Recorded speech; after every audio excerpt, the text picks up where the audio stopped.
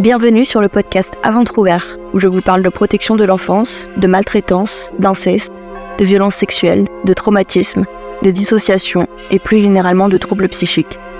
Ce n'est pas très joyeux, mais c'est important. Aujourd'hui, j'accueille Juliette qui va nous parler du trouble anxieux généralisé dont elle souffre depuis son enfance.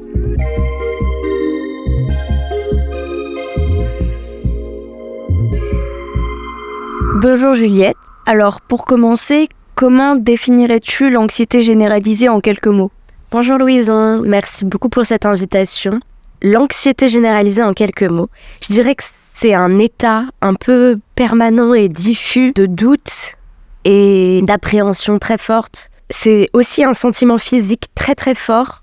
Moi je dis souvent, j'ai l'impression d'avoir une ombre à l'intérieur de moi qui m'étrangle. C'est-à-dire je sens un poids sur ma poitrine, je sens ma gorge serrée, je sens mon ventre serré pour aucune raison valable forcément. Donc l'anxiété généralisée touche à un peu tous les domaines de la vie, que ce soit professionnel, personnel, allant des petites choses les plus ridicules aux choses très générales qui stressent la plupart des gens. Merci beaucoup pour ta réponse. Et est-ce que maintenant tu peux nous expliquer la différence avec un simple stress ? Parce que beaucoup de personnes ont du mal à faire la distinction entre un trouble anxieux et du stress qui n'est pas pathologique, comme pour la déprime et la dépression par exemple, ce qui peut engendrer de la stigmatisation. Donc je voudrais qu'on revienne un peu sur cette distinction stress-anxiété qui n'est pas comprise par tout le monde. Le stress, c'est quelque chose de ponctuel, qu'on ressent face à une situation donnée concrète qu'on peut identifier, alors que l'anxiété, ça va être beaucoup plus diffus, ça va être beaucoup plus terrain et sous-jacent et permanent, et surtout l'objet n'est pas forcément défini, l'objet de stress. Ça peut être vraiment... parfois on se sent anxieux, enfin même très souvent, mais il n'y a pas de facteur identifié. Puis surtout, c'est un trouble, donc ça présente... Enfin, c'est handicapant pour la personne qui en souffre au quotidien, alors que le stress, ça peut même être bénéfique dans certains moments. On parle souvent de stress positif, ou l'anxiété, c'est jamais positif. Ça pousse jamais la personne à faire de son mieux, c'est quand même très handicapant. Merci beaucoup pour ce rappel qui est vraiment important. Est-ce que tu te souviens du moment où tu as commencé à souffrir de cette anxiété, justement ? Alors, c'est une question un petit peu difficile parce que je pense que j'ai plus de facilité à me rappeler le moment où je l'ai plutôt conscientisé. Parce qu'en fait, en réfléchissant bien et au fil des thérapies, je me suis rendu compte que l'anxiété, elle avait toujours été présente d'une manière ou d'une autre. C'est même quelque chose qui s'est créé pendant l'enfance, en fait. C'est presque un mécanisme de défense que mon cerveau s'est construit pour appréhender les événements. C'est un peu mon mode d'autodéfense, mon mode de survie, finalement. Je me rappelle que j'avais une incapacité à faire des choix qui relevaient vraiment quelque chose de pathologique. Parce que, par exemple, ma maman, elle me demandait juste « Est-ce que tu veux m'accompagner faire des courses ?» Faut savoir que j'habitais dans la campagne. Et cette simple possibilité de « Ok, est-ce que je vais avec ma maman faire des courses et potentiellement je vais rencontrer des gens en ville et je vais pouvoir faire ci, faire ça. Mais si je reste chez moi, je vais pouvoir faire ci, faire ça. Il y a peut-être un tel qui va passer. » Ah, juste ça me mettait dans une panique et une paralysie totale qui faisait que j'arrivais pas à prendre des décisions. Au niveau des signes d'anxiété dans ton enfance, tu m'avais raconté que tu passais tes journées d'école à aller aux toilettes tout le temps. Ah oui, c'est vrai. Et c'était peut-être le fait que t'es vraiment stressée et donc t'avais besoin d'aller aux toilettes tout le temps, quoi. Et oui, je me rappelle que j'avais dit à ma maîtresse en CP que j'avais une cystite. Et d'ailleurs, elle était étonnée que je connaisse ce mot, donc elle a pas trop douté, sauf qu'en fait, au bout de 3 semaines, elle a demandé à ma mère, et ma mère, elle a dit « Ah non, elle a pas du tout d'infection urinaire, en fait. » J'avais dit ça, comme ça, j'avais plus à demander pour aller aux toilettes, et je pouvais aller aux toilettes. J'y allais 15 fois dans l'heure, quoi. Enfin, c'était aberrant. Ça, c'est quelque chose, d'ailleurs, qui a pas beaucoup changé, dans le sens où, dès que je suis... plus je suis stressée, parce que je suis tout le temps stressée et angoissée, plus je suis angoissée, plus je vais aller aux toilettes de façon, mais absurde. C'est-à-dire que souvent, je suis très, très angoissée avant de dormir. L'heure qui précède le coucher, je peux aller aux toilettes, mais quand je dis 10 fois en 5 minutes, je mens pas. Il y a plein de petites choses. En fait, pour moi, c'est difficile de les mettre en avant parce que ça fait partie de mon quotidien. C'est bien que tu sois là pour les relever. Et au collège, tu me disais que tu avais tendance à aller à l'infirmerie ou à sortir quand il y avait des évaluations, etc. Mais qu'à l'époque, tu avais vraiment l'impression que tu faisais du cinéma. Toi-même, en fait, tu te disais que tu le faisais sans raison. Je comprenais pas, en fait, pourquoi tout le monde y arrive et pas moi. Surtout que, en plus, franchement, j'avais des bonnes notes. J'avais pas des parents qui me mettaient de la pression pour les études. Enfin, la pression, elle était vraiment de moi vis-à-vis de moi-même. Et finalement, c'était trop. La possibilité que je rate me faisait tellement peur que j'en devenais paralysée. J'arrivais plus à respirer, donc je demandais à aller à l'infirmerie. Je me calmais quand j'étais à l'infirmerie, mais du coup je me dis mais c'est dans ma tête, j'ai fait de la comédie, c'est pas possible. Alors que non en fait, mais c'est un peu. À l'époque tu savais pas quoi. À l'époque je savais pas. Au collège c'est vrai que j'étais pas du tout consciente de ce que c'était l'anxiété. Dans l'enfance je pouvais avoir des tocs, je pouvais avoir des choses vraiment bizarres, des petits rituels que j'avais instaurés avec moi-même juste pour me rassurer. Par exemple, je ne pouvais pas me coucher si mes pieds n'étaient pas mouillés. Donc, tous les soirs, j'allais me mouiller les pieds et j'allais me coucher. Et ma mère, elle a dit « mais c'est trop bizarre, ça sert à rien ». Alors, elle m'a un peu interdit de le faire en disant « non, tu vas te coucher ». Je me relevais pour aller le faire. Genre, je pouvais pas dormir sinon, c'est trop bizarre. Je sais pas du tout comment c'est passé, ça a fini par passer. Sur quoi tes angoisses portent-elles et concrètement, comment ça se traduit dans ton quotidien ? Disons que ça va quand même prendre empreinte dans le réel.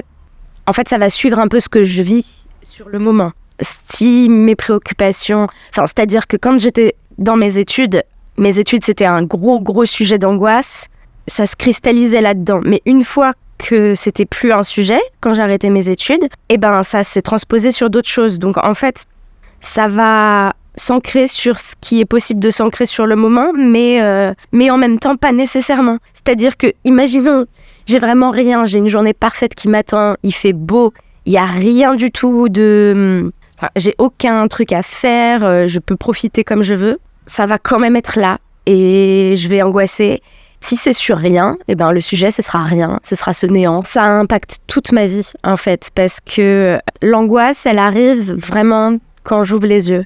J'ouvre les yeux et j'ai quelques secondes de répit et d'un coup, j'arrive plus à respirer parce que le premier sujet d'angoisse, c'est la journée en fait. Il faut que je mette à profit cette journée. Ça va se poursuivre comme ça tout au long de la journée. Je vais forcément beaucoup m'isoler parce que l'état anxieux, déjà, c'est un état qu'on vit intérieurement mais qui impacte beaucoup l'environnement autour parce que c'est perceptible. Même quand on a appris à le masquer, à faire semblant, ça marche qu'un temps parce que c'est très fatigant. Ou alors on a les capacités de le faire seulement dans des moments où il faut le faire. Par exemple au travail, on n'a pas le choix. Bon, on prend sur nous, mais du coup dans la vie quotidienne, il nous reste plus d'énergie pour le faire avec les proches, avec son conjoint, sa conjointe, avec ses amis, avec sa famille. C'est compliqué.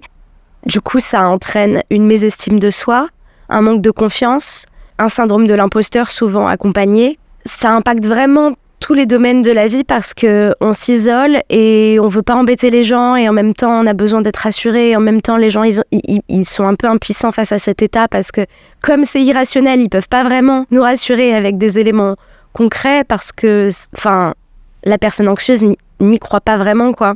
Et quel est le symptôme le plus douloureux pour toi ? Est-ce qu'il y en a un qui sort du lot ? Disons que ça va dépendre des moments parce que c'est aussi un cheminement et l'anxiété, depuis que je l'ai conscientisée, je la vis plus de la même manière. C'est-à-dire qu'au début, c'était vraiment des crises d'angoisse quotidiennes avec un facteur non identifié et donc potentiellement l'impression que je suis en train de mourir alors que maintenant, quand j'angoisse, je sais que c'est de l'angoisse. Donc il faut que j'attende que ça passe. C'est difficile de répondre à cette question parce que déjà, l'anxiété, elle a évolué au fil de ma conscientisation, c'est-à-dire que je me rappelle au lycée, ça se traduisait avec vraiment des crises d'angoisse quotidiennes et très nombreuses, et je pouvais avoir l'impression que j'allais mourir, je pouvais avoir l'impression de ne pas savoir ce qu'il en était, etc. Alors que maintenant, je sais que c'est de l'anxiété, donc je peux un petit peu plus avoir de contrôle mental dessus en me disant que ça va passer. Mais disons que en ce moment, le plus douloureux pour moi, c'est l'anxiété sociale, c'est l'isolement, parce que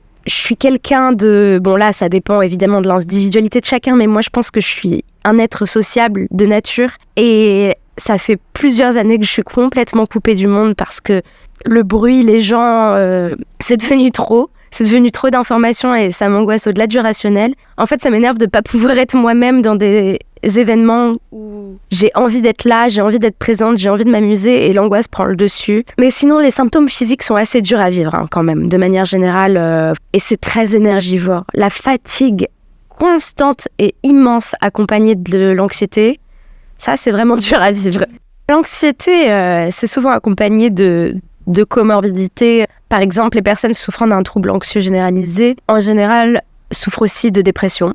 Comme je l'ai évoqué tout à l'heure, le syndrome de l'imposteur aussi, des difficultés dans le milieu scolaire, des difficultés dans le milieu professionnel. Moi, par exemple, j'ai toujours été une très bonne élève. Pour autant, au fil de l'accroissement de mon anxiété, j'ai dû mettre en place des choses avec le cadre professoral parce que j'étais plus en capacité en fait d'assister à mes cours tout simplement. Je faisais des crises d'angoisse pour rien. Donc, il y a ce qu'on appelle maintenant un PAI, plan d'accompagnement individuel. Donc, moi, par exemple, j'avais une possibilité de sortir pendant les cours si ça allait pas, ou alors j'avais aussi un tiers-temps. Non pas parce que j'avais des difficultés de type dyslexique ou quoi, mais juste parce que, en fait, parfois mon cerveau il freeze à cause de... J'angoisse tellement que d'un coup il y a un grand vide et le fait d'avoir une deadline, le fait de me dire j'ai que 1 heure pour me reprendre et faire le truc, c'était pas possible. Donc par exemple, voilà, j'avais un tiers-temps, comme ça je peux sortir, je peux respirer, je me remets de ma crise et je continue mon travail. Et finalement, quand je suis rentrée dans le monde professionnel, j'ai essayé d'outrepasser tout ça et finalement, en fait, très vite, je me suis rendu compte qu'un temps plein pour moi, c'était impossible parce que l'anxiété, c'est comme se lever avec une batterie à 20% tous les matins. Donc forcément, elle s'use beaucoup plus vite. Et elle demande aussi, c'est aussi avoir un chargeur défaillant. Il faut beaucoup plus de temps que la plupart des gens pour se recharger. Après, il y a aussi après, les conséquences physiques, elles seront propres à chacun, mais je souffre de bruxisme. Faut se dire que ma première gouttière, elle m'a duré 2 semaines tellement, en fait, je me rendais pas compte. Mais la nuit, le jour, je serre tellement fort des dents. Évidemment, de la tachycardie, de l'hypertension aussi, à chaque fois que je vais chez le médecin. Je suis à 17 de tension. Enfin bref, c'est accompagné de symptômes physiques qui sont complètement réels, qui sont complètement concrets, puisque, on le sait que chimiquement, l'anxiété, c'est une décharge d'adrénaline, une sensation de mort imminente alors qu'on est littéralement au fond de son lit et qu'il se passe rien du tout. Et puis évidemment, il y a aussi la culpabilité qui accompagne, parce que les personnes anxieuses, ça sert à rien de leur dire « mais c'est pas grave, il y a pas mort d'homme ». On sait qu'il y a plus grave dans la vie, on sait que c'est rien, mais cette irrationalité, elle est encore plus culpabilisante parce qu'on n'y peut rien justement et que ça se contrôle pas, ou très peu. Et est-ce que tu as une idée de ce qui aurait pu déclencher ce trouble, ou c'est quelque chose de diffus et de difficilement saisissable ? C'est une vaste question et je pense qu'elle est quand même propre à chacun parce que ça peut naître de beaucoup de choses. Ça peut naître d'un événement qu'on n'a pas réussi à gérer et qui s'est transformé petit à petit en anxiété généralisée. Ça peut être lié à l'enfance. Moi, je pense que dans mon cas, c'est une construction mentale liée à l'enfance dans une démarche de protection. Merci beaucoup pour toutes tes réponses. Je voulais aussi te demander, selon toi, qu'est-ce qu'on pourrait faire pour aider une personne concernée et qu'est-ce qu'on ne doit surtout pas faire ? Alors, dans les choses à ne surtout pas faire, il faut arrêter de dire « ne stresse pas »,« détends-toi ». En fait, c'est des injonctions qui sont inutiles parce que la personne, elle le sait, elle fait ce qu'elle peut. Et tout ce qui est « ça sert à rien », on le sait que ça sert à rien. On le sait. Par contre, c'est vrai que les personnes souffrant d'anxiété ont un besoin énorme d'être rassurée. Et être rassurée, ça passe par être au courant qu'on est soutenu. Donc rappeler à la personne qui en souffre qu'elle est aimée, qu'elle est utile, qu'elle n'est pas un poids, parce que aussi les personnes qui sont très anxieuses, elles culpabilisent d'être un poids pour l'entourage. Elles veulent de moins en moins se rendre aux événements sociaux parce que elles veulent pas que l'anxiété gâche le moment, elles veulent pas être de mauvaise compagnie. Et puis aussi, parfois, les personnes anxieuses ont tendance à souvent refuser les invitations. Il faut pas arrêter de les inviter parce que on sait jamais. Peut-être qu'à un moment, elles vont dire oui, il faut persévérer. Et est-ce que ça t'a angoissé de faire ce podcast ? Terriblement. Rien que de faire ce podcast dans des conditions franchement faciles, pourtant, et de parler d'un sujet que je connais par cœur puisque je le vis au quotidien, mais ça m'a plongée dans un état d'angoisse où je perds mes mots, où je suis plus capable. En fait, j'ai oublié les réponses de ce que je vis littéralement tout le temps. Mais je pense que c'est important quand même d'en parler parce que on est nombreux et nombreuses à souffrir de ça. Et de plus en plus, en fait, on se rend compte, là, les études montrent que les chiffres explosent et presque ça va devenir la majorité. Et donc, je pense que c'est important d'en faire un sujet de société et de le traiter parce que, oui, comme on l'a évoqué, il y a plein de comorbidités. Les personnes qui souffrent d'anxiété, ça crée des problèmes cardiaques, ça crée des problèmes de tout type, de tout ordre. Pour les personnes concernées, je pense que c'est vraiment important d'être entouré et d'être accompagné d'un professionnel parce qu'en fait, comme c'est un mécanisme du cerveau, c'est un très long processus de le recalibrer. Il faut faire une mise à jour de son système et ça prend du temps. Et souvent, avec l'aide d'un professionnel qui peut mettre en place des nouveaux mécanismes, ça aide. Le MDR est une technique qui peut être utilisée pour contrer l'anxiété. Après, il y en a plein d'autres. Je pense qu'il faut trouver ce qui marche pour vous. Accrochez-vous. C'est un peu difficile d'avoir le sentiment de survivre plutôt que de vivre, mais je pense qu'au bout d'un moment, ça s'atténue quand même. Merci beaucoup pour ce message. Est-ce que tu as trouvé des techniques pour t'apaiser, toi, personnellement ? Moi, le chant m'aide beaucoup. J'ai pas la patience On m'a souvent dit, fais du yoga, fais de la sophrologie, et... Enfin, j'arrive pas, ça m'angoisse, c'est trop passif, ça me crispe. La façon que j'ai trouvée pour me connecter à mon souffle et à mon corps, c'est le chant.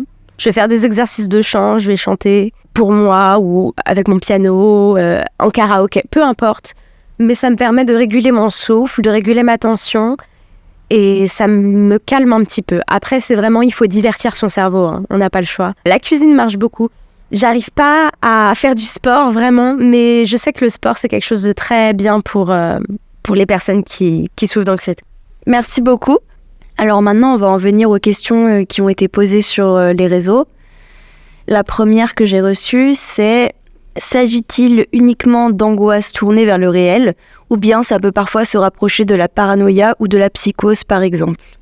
Je pense que j'ai en partie répondu à cette question au fil de l'entretien. Ça va s'ancrer sur ce qu'il y a de réel actuellement pour la personne, mais ça peut s'approcher de la paranoïa, ça peut s'approcher de la psychose quand le cerveau n'est pas en capacité de rationaliser. Et ça dépend en partie de à quel point on a conscience de ce qu'on est en train de vivre. Si on a conscience que c'est de l'anxiété et que c'est fréquent et que c'est irrationnel, on peut peut-être un petit peu plus avoir un impact. Dans l'anxiété sociale, il y a aussi ce truc-là d'avoir l'impression d'être persécuté. Quand je sors dans la rue, j'ai l'impression que tout le monde me regarde, j'ai l'impression que tout le monde me juge. Ça, voilà, c'est irrationnel et ça peut relever de la paranoïa. Je pensais à la fois où tu faisais du babysitting et où tu avais l'impression de voir des caméras partout dans la maison et que tu m'écrivais des messages en me disant ça je pense que c'est une caméra, ça je pense que c'est une caméra et que t'arrivais plus à bouger et à rien faire parce que t'étais persuadée qu'il y avait des caméras et ça c'était ton anxiété, mais là ça s'apparentait quand même à de la paranoïa quoi. Mais j'ai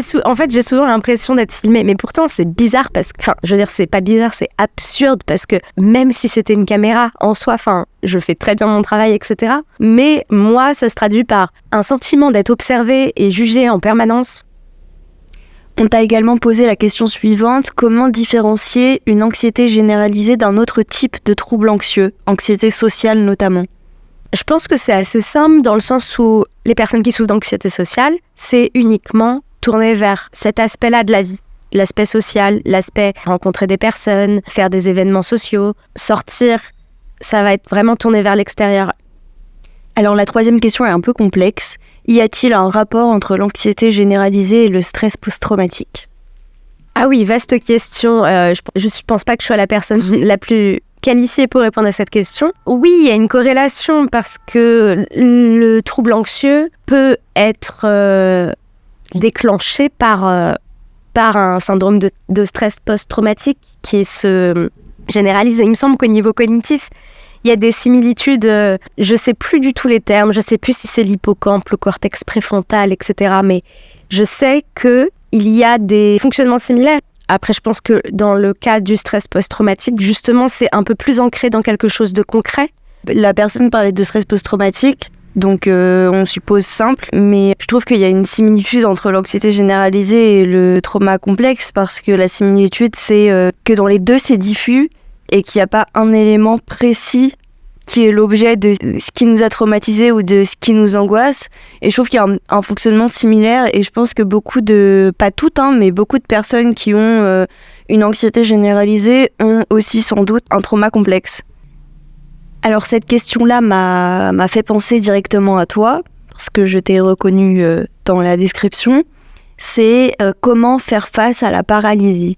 Lorsque la personne dit « lorsque je me sens submergée par les choses à faire », soit ça part en crise d'angoisse, soit ça me paralyse, je suis incapable de m'atteler à une tâche et je m'épuise de ne rien faire. Donc je stresse encore plus et je ne peux pas avancer, c'est le serpent qui se mord la queue. Grande question, la paralysie c'est vraiment un problème. Moi j'ai toujours été dans cette team-là, c'est-à-dire je trouve que ça va avec la procrastination aussi, parce que quand on est submergé par un truc, soit on le met de côté, on arrive à se divertir et puis à un moment ça prend trop de place parce qu'il n'y a plus le choix, il faut le confronter et en fait on n'est pas capable. Et moi j'arrivais à faire certaines choses uniquement quand les deadlines étaient dépassées, que j'étais déjà hors des clous, parce que avant c'est comme si c'était impossible de bouger. En vrai je sais comment faire, c'est juste que c'est difficile de le mettre en place souvent. Il faut vraiment diviser les tâches en petites tâches, en microscopiques tâches. Souvent la difficulté dans l'anxiété, dans le TDAH aussi, mais c'est l'initiation aux tâches. Une fois qu'on y est, déjà c'est un petit peu plus facile. Je trouve que cette technique permet au moins de faire un petit peu de choses. Après, c'est propre à chacun. Et franchement, c'est un processus que je travaille encore. Pour la paralysie, franchement, il faut se mettre en mouvement, même si ça n'a aucun rapport avec ce qu'on doit ou ce qu'on veut faire, se mettre en mouvement corporel, quoi. Si on peut marcher, on va marcher. Merci beaucoup. Et la dernière question, qui est sans doute la plus complexe d'entre toutes, comment gérer l'anxiété au quotidien ? Est-ce que tu as des conseils ? J'ai déjà un peu répondu, ça dépend de chacun, il faut trouver son rythme, il faut être indulgent, il faut trouver les éléments qui nous font du bien et qui nous mettent en route. Je pense que ça passe aussi par une meilleure hygiène de vie, ce que je n'applique pas forcément encore assez bien, mais forcément, dans l'anxiété, on souffre souvent de troubles du sommeil, donc forcément, il y a beaucoup de choses en fait qui sont corrélées et on rentre dans un système et une spirale négative. Comme disait la personne tout à l'heure, c'est le serpent qui se mord la queue et c'est un peu tout le temps ça. Donc, c'est réussir à enrayer cette spirale en mettant en place des mécanismes qui deviennent routiniers pour réussir à sortir de cette spirale. Merci beaucoup Juliette d'avoir accepté d'être présente aujourd'hui et d'avoir répondu à mes questions. J'espère que tes mots ont pu aider des personnes qui sont concernées par l'anxiété généralisée ou aider des personnes qui ne sont pas directement concernées à comprendre ce que vivent les individus qui en souffrent. Parce que souvent, les personnes qui souffrent d'anxiété généralisée sont considérées comme paresseuses ou bien on leur reproche d'exagérer ce qu'elles ressentent. Et en réalité, c'est vraiment extrêmement difficile à vivre au quotidien, c'est vraiment douloureux, ça a des conséquences dans toutes les sphères, et même physiquement en fait, ça a des conséquences. C'est ce qu'on ne dit pas assez souvent, et j'espère pour toi que ça va aller de mieux en mieux, que ce sera de plus en plus gérable, et j'espère que toutes les personnes qui en souffrent trouveront un peu d'apaisement avec le temps. Merci Louison pour ton invitation, c'était vraiment un plaisir et un honneur d'être ta première invitée pour ce podcast, et pour tous nos auditeurs et auditrices, j'espère que ce que j'ai dit vous aura permis d'apprendre certaines choses. Et puis pour les personnes concernées, j'espère que vous vous sentez un peu moins seul et un peu compris. Merci à vous qui nous avez écoutés jusqu'au bout de l'épisode. Je rappelle que vous pouvez me suivre sur Instagram. Je mettrai mes comptes dans la description de l'épisode. Vous pouvez me suivre sur À ventre ouvert, Dissociation traumatique et Louison Lume, mon compte général où je parle du podcast. Je vous retrouve dans 2 semaines pour un nouvel épisode et d'ici là, prenez soin de vous. À bientôt.